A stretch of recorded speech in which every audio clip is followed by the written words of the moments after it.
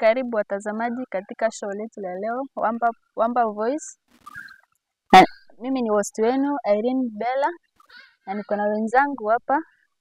Ningependa wajitambulishe kwa majina yao ndio tuweze kuendelea. Kwa majina naitwa Lesare Johana. Mimi ni mkazi wa Wamba na naishi katika kijiji cha Milimani. Kwa majina naitwa Nanzi Lodeke. Mimi ni mkazi wa Wamba, natoka kijiji cha Nairobi Village, mfanya biashara. Asante. Asante sana. Niko na baadhi ya maswali hapa kuhusu ukosefu wa usalama. Ni sababu zipi kuu za ukosefu wa usalama katika Wamba na umeathiri vipi maisha ya kila siku ya vijana katika jamii? Asante sana.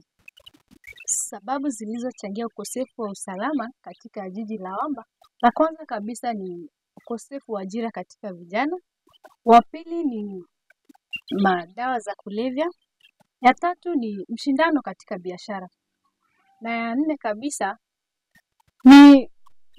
nikichangia ni hiyo ushindano katika biashara ambao mmoja wetu tulimsahau hivi majuzi, ambayo kwa majina anaitwa Toiga, ambao tunaamini kuwa ni mshindano wa biashara ambao uliomfanya apoteze maisha yake akiwa bado mchanga na kuacha familia yake.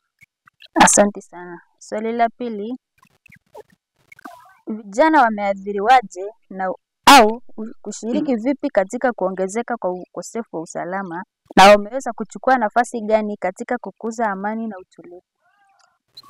Naweza sema kuwa vijana ndo wanatumika sana katika kufanya hii crimes yenye inafanyika huku Wamba. Kwa kuwa huwezi niambia saa hii mzee anaweza jua kuendesha pikipiki, so mtu anaenda anafanya crime anapotea, na so huwezi niambia mzee anaweza enda kufanya crime mahali, kwa sababu huyo mtu hawezi kimbia.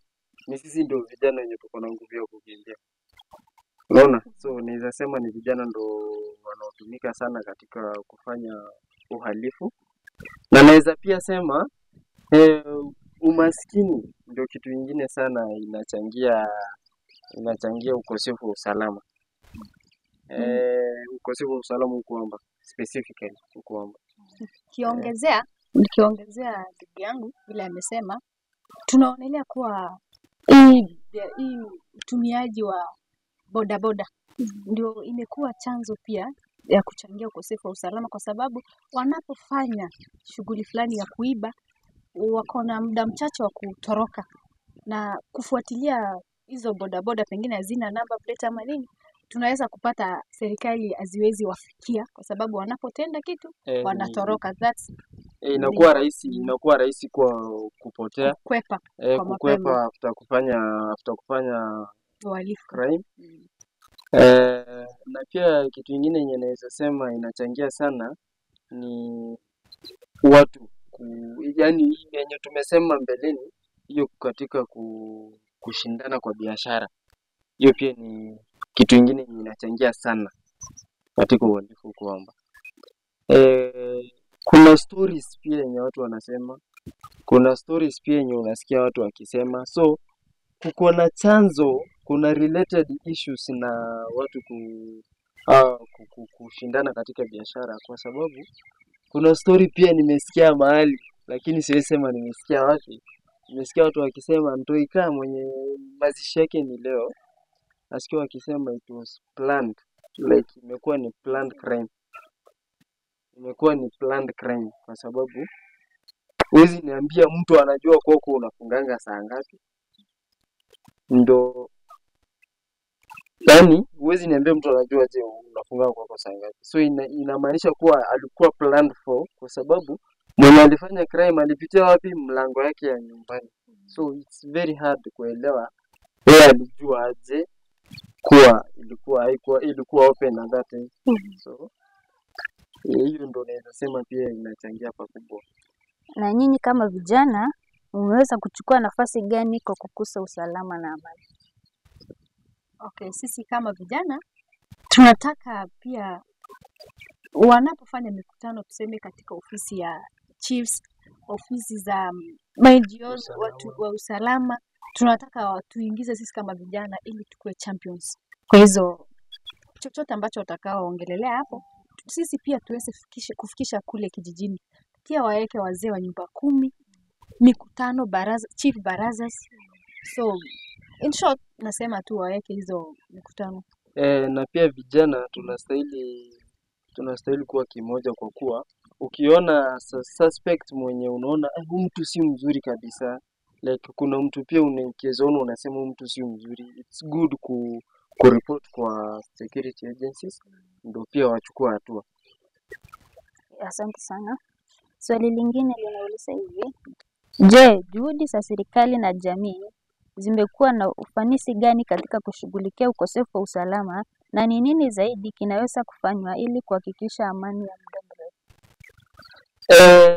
Kwa swali hilo nisema it's so ironical in that katika hii crime zote zimefanyika hivi lately, there is even no suspect mwenye ameshikwa. So it seems so ironical to me when you ask me about what are the security agencies doing about the whole issue.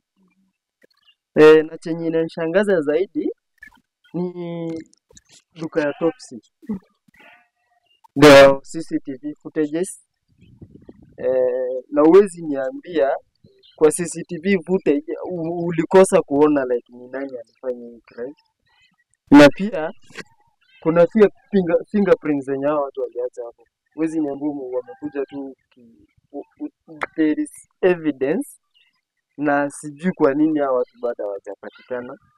So kwangu mimi naweza sema pia serikali tu, like polisi wajikaze tu, like wajitume pia. Okay, niongezea pia, naomba serikali ifuatilie jambo hilo. Jambo likitendeka, serikali ichukue hatua mara moja, ifuatilie, na pia sisi tupate kuwa fast. Pia sisi tupate kuwa tumepata feedback. Si wanafuatilia alafu kunafika mahali wanasahau, alafu pia wezi wanaona ufuatiliwi kabisa. So wakimfuatilia na washikwe hata 2 watatu, pia wao wengine wako na nia mbaya, wataona kumbe tunashikwa, serikali iko na mkono mrefu. Na pia kuongezea hiyo ni wakijulishwa kuwa crime imefanyika mahali, like wajikaze wafike haraka, kwa sababu hiyo pia inakuwa motivation kwa vijana kuwa hatuwezi shikwa, tunaweza fanya tu hivi, tunaweza iba na tutoroke, polisi hawezi kuja haraka. So that's one of the things inafanya crime sikue, yani kuwe continuous. Juu crime imefanyika leo, mtu hajashikwa, so it gives other people another motivation to do another crime. So pia wakijulishwa kuwa crime imefanyika mahali, like wakuwe fast into the scene.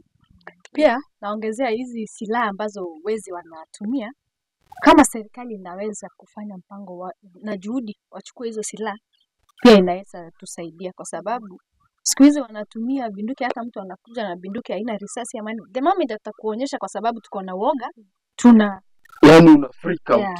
Una freak out. So serikali ikifuatilia hizo pia silaha wanyang'anywe pia, kwa sababu hizo pia ndo zinatunyima tuendelee na inatuweka chini kimaendeleo. Kwa hivyo unajaribu kusema hakuna juhudi zozote ambazo serikali inaweka kuleta usalama katika jiji la naweza sema aje, as I said first, it's so ironical. Jana usiku kuna duka iliibiwa, duka ya Warda.